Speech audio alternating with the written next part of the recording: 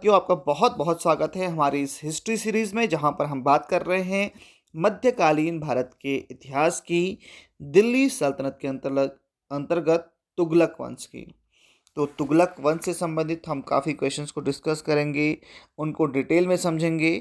तो चलिए शुरू करते हैं। पहला प्रश्न है, अलाउद्दीन खिलजी के निम्न सेनाध्यक्षों में से कौन सा तुगलक वंश का प्रथम सुल्तान बना? तो ये था गाजी मलिक, जो कि तुगलक वंश का प्रथम सुल्तान बना। खिलजी वंश के बाद जो है तुगलक वंश इसी ने शुरू किया था। तो अलाउद्दीन के सेनापतियों में जो है गयासुद्दीन तुगलक, या जिसको कि गाजी मलिक तुगलक कहते हैं, यह तुगलक वंश का प्रथम शासक था। उसने तुगलक वंश की स्थापना की थी। और गयासुद्दीन तुगलक अलाउद्दीन खिलजी के शासनकाल में कई महत्वपूर्ण जो अभियान थे उनका अध्यक्ष भी रहा था। और इसने दीपालपुर का जो है यह राज्यपाल था। 29 अवसरों पर उसने मंगोलों के विरुद्ध युद्ध किया था और उनको भारत से बाहर खदेड़ा था। इसलिए वह मलिक उल गाजी के नाम से भी प्रसिद्ध था। खुसरो शाह को समाप्त करके उसने दिल्ली के सिंहासन पर अधिकार कर लिया तथा 8 सितंबर 1320 ईस्वी को सुल्तान बना। इसका एक नाम गाजी बेग तुगलक या गाजी तुगलक भी था। इसी कारण इतिहास में उसके उत्तराधिकारियों को तुगलक पुकारा जाने लगा और इस तरह से तुगलक वंश की शुरुआत हुई। बढ़ते हैं अगले प्रश्न की तरफ। अगला प्रश्न है, कृषि को समुन्नत करने के लिए नहर खुदवाने के संदर्भ में 13वीं शताब्दी का निम्नलिखित में पहला शासक होने का श्रेय किसे दिया जाता है? तो यह दिया जाता है गयासुद्दीन तुगलक को। तो तुगलक वंश की स्थापना गयासुद्दीन तुगलक ने की थी। और गयासुद्दीन तुगलक ने कृषकों की स्थिति को सुधारने के लिए बहुत सारे प्रयास किए। उसने मुकद्दम तथा खूतों को उनके पुराने अधिकार वापस लौटा दिए। गयासुद्दीन ने लगान निश्चित करने में बटाई का प्रयोग फिर से प्रारंभ किया और ऋणों की वसूली बंद करवा दी। और जो भू राजस्व की दर थी उसको 1/3 किया तथा सिंचाई के लिए नहरों का निर्माण करवाया। सिंचाई हेतु नहर निर्माण करवाने वाला यह पहला शासक था गयासुद्दीन तुगलक। अगला प्रश्न है, किस वंश के सुल्तानों ने सबसे अधिक समय तक देश में राज किया था? तो यह कौन सा वंश था? तो यह था तुगलक वंश। अगर बात की जाए गुलाम वंश की, तो इन्होंने 1206 से 1290 ईस्वी तक, खिलजी वंश की 1290 से 1320 ईस्वी तक, लोधी वंश की 1451 से 1526 तक और तुगलक वंश की 1320 से 1412 ईस्वी तक शासन किया। और इस प्रकार तुगलक वंश जो है सर्वाधिक शासन करने वाला दिल्ली सल्तनत का राजवंश था। अगला प्रश्न है, दिल्ली सल्तनत का सर्वाधिक विद्वान शासक जो खगोल शास्त्र, गणित एवं आयुर्विज्ञान सहित अनेक विद्याओं में माहिर था, वह कौन था? तो यह था मोहम्मद बिन तुगलक। तो ऑप्शन नंबर जो 3 है यह राइट है। तो दिल्ली सल्तनत के जो सभी सुल्तान थे उनमें मोहम्मद बिन तुगलक, जो कि 1325 से 1351 तक रहा, यह सर्वाधिक विद्वान था, शिक्षित था और खगोल शास्त्र, गणित और आयुर्विज्ञान का जो है इसमें जो है निपुण था। अगला प्रश्न है, अमीर एक को ही एक नया विभाग किस सुल्तान द्वारा शुरू किया गया था? अमीर एक को ही, तो मोहम्मद बिन तुगलक के द्वारा अमीर एक को ही एक नया विभाग जो है वह शुरू किया गया। मोहम्मद बिन तुगलक ने कृषि की उन्नति के लिए एक नए विभाग दीवान ए अमीर एक कोही की स्थापना की। इस विभाग का मुख्य कार्य कृषकों को प्रत्यक्ष सहायता देकर भूमि कृषि कार्य के अधीन लाना था। 60 वर्ग मील की भूमि का एक लंबा टुकड़ा इस कार्य के लिए चुना गया। भूमि पर कृषि सुधार के लिए किए गए और फसल चक्र के अनुरूप हेर फेर के साथ साथ विभिन्न फसलों की खेती की गई इस विभाग के अंतर्गत। अगला प्रश्न है, मोहम्मद बिन तुगलक अपनी राजधानी दिल्ली से कहाँ ले गया? तो मोहम्मद बिन तुगलक दिल्ली से अपनी राजधानी को ले गया दौलताबाद। तो मोहम्मद बिन तुगलक ने बहुत सारे प्रयोग किए थे और इसमें इसका जो सबसे महत्वपूर्ण प्रयोग था वह था अपनी राजधानी को दिल्ली से दौलताबाद यानी कि देवगिरी ले जाना। तो मोहम्मद बिन तुगलक द्वारा राजधानी परिवर्तन के विभिन्न कारण बताए जाते हैं, जिसमें बर्नी का कहना है कि साम्राज्य के केंद्र में होने के कारण देवगिरी को राजधानी के रूप में चुना गया मोहम्मद बिन तुगलक के द्वारा। नेक्स्ट क्वेश्चन पर चलते हैं। अगला प्रश्न है, निम्नलिखित में से कौन पहला सा सुल्तान था जिसने भारत में सांकेतिक मुद्रा का प्रचलन शुरू किया? तो भारत में पहली बार सांकेतिक मुद्रा शुरू की मोहम्मद बिन तुगलक ने। मोहम्मद बिन तुगलक हम जानते हैं अपनी क्रांतिकारी योजनाओं के लिए जाना जाता था। तो इसमें इसकी जो प्रमुख योजना थी वह थी मुद्रा व्यवस्था। सुल्तान ने तांबे तथा इससे मिश्रित कांसे के सिक्के जारी किए, जिनका मूल्य जो था वह तात्कालिक जो चांदी के सिक्के थे उनके बराबर था, जिसे सांकेतिक मुद्रा कहा गया। ऐसा प्रयोग करने वाला मोहम्मद बिन तुगलक भारत का पहला सुल्तान था जिसने सांकेतिक मुद्रा की शुरुआत की। और यह योजना बाजार में अव्यवस्था उत्पन्न होने के कारण असफल हो गई थी। जो सांकेतिक मुद्रा जो योजना थी वह बाजार में अव्यवस्था के कारण असफल हो गई थी। तो सांकेतिक मुद्रा क्या है कि तांबे तथा कांसे से मिश्रित जो क्या हैं सिक्के बनाए जाएंगे, उनका जो मूल्य होगा वह चांदी के सिक्कों के बराबर होगा, यानी कि सांकेतिक रूप से होगा, इसीलिए इनको सांकेतिक मुद्रा कहा गया। अगला प्रश्न है, मध्यकालीन यात्री एवं लेखक इब्न बतूता किस देश का निवासी था? तो इब्न बतूता मोरक्को का निवासी था। तो ऑप्शन नंबर जो बी है यह राइट है, मोरक्को। तो ऑप्शन नंबर बी सही है। अगला प्रश्न है, मोरक्को देश का यात्री इब्न बतूता किसके शासनकाल में भारत आया था? तो यह मोहम्मद बिन तुगलक के शासनकाल में ही भारत आया था। तो 1333 से 1347 तक यह भारत में रहा और यह मूल रूप से जो है मोरक्को का है और अफ्रीकी यात्री था।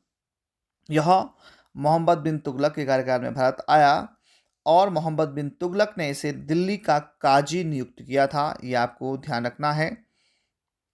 तो इब्न बतूता अफ्रीकी यात्री जो कि मोरक्को का मूल निवासी था, इसे मोहम्मद बिन तुगलक ने दिल्ली का काजी नियुक्त किया था।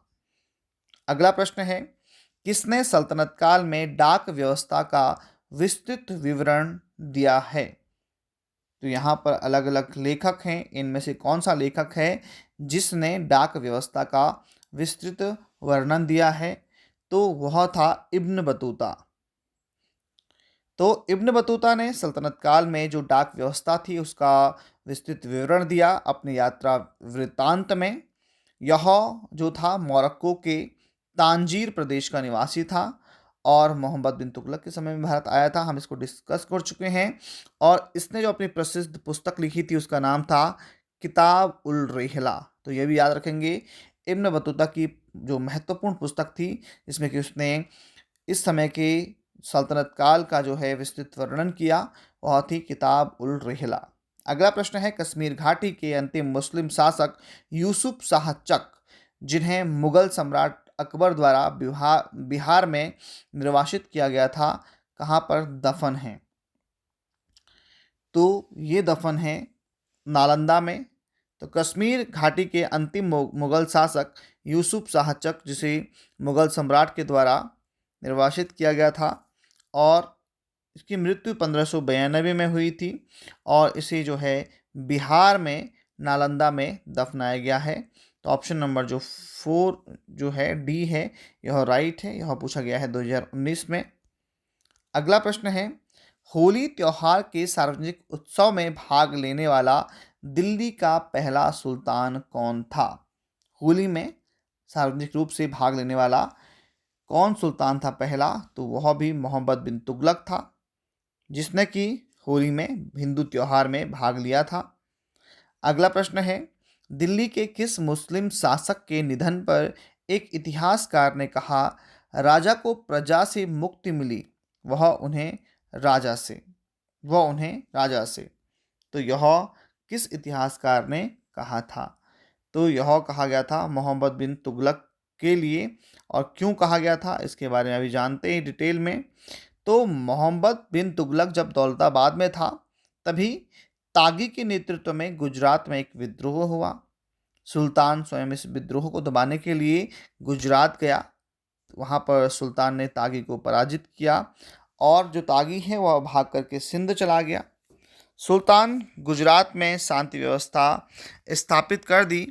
तागी को समाप्त करने के लिए सिंध की ओर रवाना हुआ। मार्ग में सुल्तान बीमार पड़ गया और इस तरह से थट्टा नामक जगह के निकट 20 मार्च 1351 को उसकी मृत्यु हो गई। उसके निधन पर बदायूनी ने लिखा है कि सुल्तान को उसकी प्रजा से और प्रजा को अपने सुल्तान से मुक्ति मिल गई। तो यह कौन से इतिहासकार ने कहा? यह कहा था बदायूनी ने। किसके लिए कहा था? मोहम्मद बिन तुगलक के लिए कहा था। तो 2 प्रश्न यहाँ पे क्लियर हो जाते हैं। अगला प्रश्न है, इतिहासकार बदायूनी ने किसकी मृत्यु पर कहा था कि सुल्तान को अपनी प्रजा से और प्रजा को सुल्तान से मुक्ति मिल गई है? अभी हमने डिस्कस किया, मोहम्मद बिन तुगलक के लिए बदायूनी ने ऐसा लिखा था। अगला है, बेरोजगारों के सहायतार्थ दिल्ली में निम्नलिखित सुल्तानों में से किसने रोजगार कार्यालय की स्थापना की थी? तो फिरोज शाह तुगलक ने जो है रोजगार कार्यालय की स्थापना की थी दिल्ली में। तो ऑप्शन नंबर जो डी है, फिरोज शाह तुगलक, ये सही हो जाता है। अगला प्रश्न है, निम्नलिखित में से किस सुल्तान के दरबार में सबसे अधिक गुलाम थे? तो फिरोज शाह तुगलक के ही दरबार में सबसे अधिक गुलाम थे। तो फिरोज शाह तुगलक को दासों का बहुत अधिक शौक था। उसके जो दास थे उनकी संख्या लगभग जो है 1,80,000 तक पहुंच गई थी। उनकी देखभाल के लिए एक अलग ही विभाग दीवान ए बंदगान का गठन किया गया था। उन दासों की शिक्षा का पूर्ण ध्यान रखा जाता था। प्रत्येक दास को 10 से 100 टंके के जो है वेतन मिलता था तथा कभी कभी उनको जागीरें भी दी जाती थी। तो फिरोज शाह का यह शौक जो है राजा के लिए काफ़ी हानिकारक भी सिद्ध होता है बाद में। तो ये था फिरोज शाह तुगलक, जिसको कि दासों का बहुत शौक था और 1,80,000 इसके क्या थे? दास माने जाते हैं।